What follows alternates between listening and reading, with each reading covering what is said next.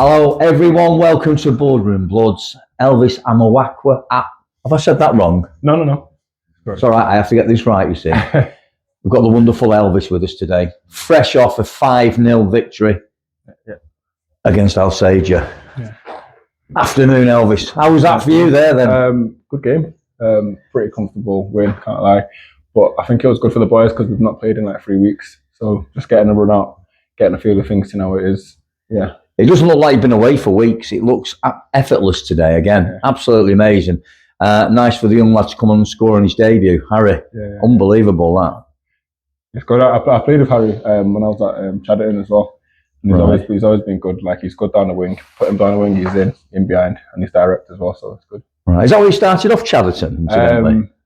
No, actually, I was with Coops and at Denton. Then I was over at Cheadle. Under 21s with Brendan as well, actually. Right. Yeah. And then it was from Denton. And I went to Chadderton, from Chadderton to here.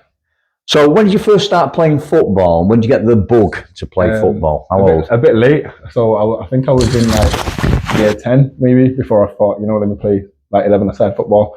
Before then, it was just me and the kids from like my neighbourhood. We just play Wembley or like Red House and just stuff like that. Kiddie games, but I thought, I'm actually pretty decent. Let me join the team. Yeah. Now, most Droylsden fans will be absolutely over the moon that you're fine. You had a horrendous injury back at the beginning of the season. For those that don't know, how did that occur and how did that affect you as a person? It was on the first game of the season. Me and Owen both looking at the ball as we go into it, and then he's headed down like into my face, and it fractured my nose, eye socket, and then cheekbone, and it was like a hairline fracture to the back. But at first I didn't know. I was just thinking I'm in pain. I've probably got a headache and that bit of concussion. And then it wasn't until I went to get it scanned that they said obviously it's fractured. I mean, most of us thought that's it. He's out 6 months, 9 months. That's a horrendous injury. Yeah. We're not going to see him again. And then within 3-4 weeks, you're there with your little mask on, and we're thinking, crikey, he's come back too early. Yeah. I just wanted to play. I thought I was rushing it a bit, but when I did go back for my second scan and stuff like that, they said it's healed perfectly, which was good news for me. But because I've always been playing. I hate when I'm not playing, so I think I just kind of like rushed myself back into it, and then it's fine. But your confidence didn't seem to be affected whatsoever. I mean, if that was me, I'd be a bit reticent to jump up at a ball again, but you were straight in there again. Yeah, it's because I get too competitive. Like before the games, I was thinking, oh, what if, and then like a little bit of PTSD sometimes when you go in for it. But then I felt like that in training, but then once we got to the game, I completely forgot. Until after I header it, and then I'll think, actually, maybe I should take it easy. But we're all so glad that you're here. You're having a great time here at Droylsden. The fans, of course, you'll never beat the Elvis. You must hear that ringing out every time you touch the ball. That's an amazing thing. I ask everybody about this. The fans are such an immense part of the club, especially on away days. How does that make you feel with the away support that you get? The away support is very good because obviously, this season our games are further away than it was last season. So then when you see how many people actually turn up to come and watch you play, it gives you that bit more motivation to play harder. Because sometimes we'll actually turn up to games and then we're saying to the boys they've come all this way, we can't play crap or anything like that. We have to put it all in 100%. Now, at the beginning of the interview, I think I got your name slightly wrong. What are the origins of your name? Where does it generally originate from? Ghana. Ghana? Yeah. Are you from Ghana yourself, or is that your parents and such? Me as well. Kind of I was born there, right, and then I moved to Norway actually before coming here because my dad was studying there. At the time, I think he went to do his masters there, and then he came here to do a PhD.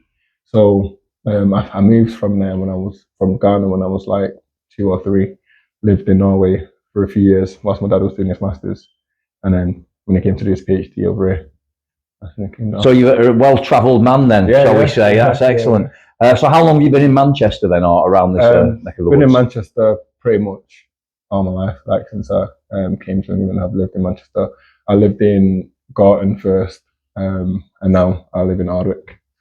Yeah, so you're quite a local lad, really, even though you are from Ghana, but quite a local lad. So it's important to you that you maybe your family are supporting you well. I dare say. Yeah. They're doing good. They know I play, and like they just say have fun in it. So. I mean, this season we're out of the cups, unfortunately, but we're pushing for promotion here at Droylsden. How do you think that'll pan out by the end of April? By the end of April, hopefully, we're top of the league, because the mentality we got in the change room is that we're not losing any game from now. I think we said like 12 or such games left. We just want to win them all, because if we can win them all, then hopefully everyone else drops points, draws, and whatnot, and then we take it on. Yeah, but we are looking promotion. Well, we all know what Elvis the footballer does. What does Elvis the person do outside of football? Outside of football, I go to uni, so I'm doing a mental health nursing course. I'm in my second year now, so I'm going back literally on Monday to start that again. So that'll be fun and busy at the same time. After that, I just like play as much football as I can. Yeah. I mean, at the beginning of the season, you had a great sort of relationship with Owen Charles, who's sadly now gone to Bury. Did that affect your game any, or are you quite happy with like Liam you've got there? You've got Owen who can also support you. It didn't affect my game too much. Obviously, having him there is a big help because he's a very good player.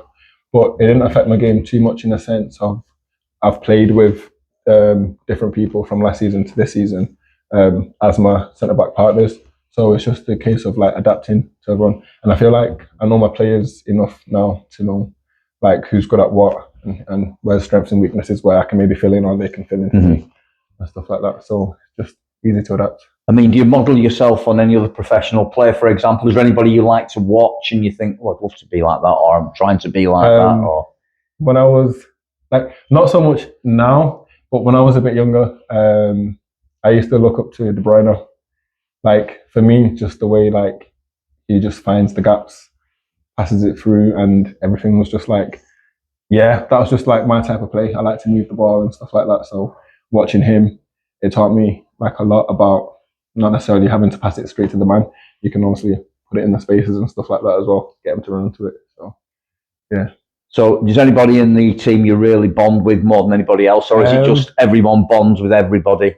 Everyone bonds with everyone, to be fair. Like when I first came to the club, it was solid. Like I stepped into changing rooms, everyone was like welcoming me and stuff like that. And it made it pretty easy because when I came, I knew Shaq from Denton, Cheadle, and Chadderton, and Westy used to play with my older brother at Hyde.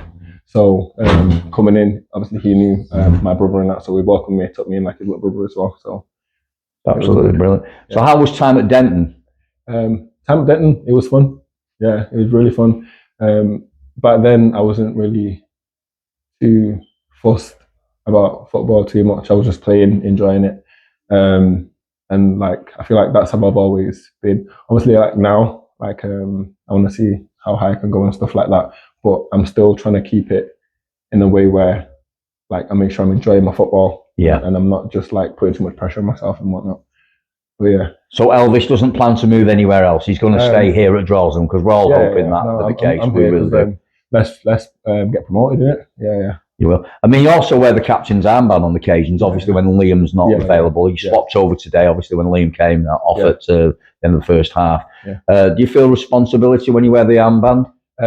Yeah, you get a sense of responsibility because, like, obviously, being the captain, you want to lead by example. So sometimes, like, I won't want to have a poor game because then it kind of reflects on the team. Because it's like if the captain's not that good, then what about the players and stuff like that? So I try to set a standard for where I can't complain at anyone else. Everyone's playing on.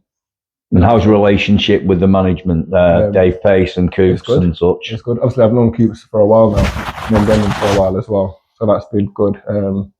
Came in, Pacey and that. They've been good. Aeon, they've been good with me. So there's not been any problems.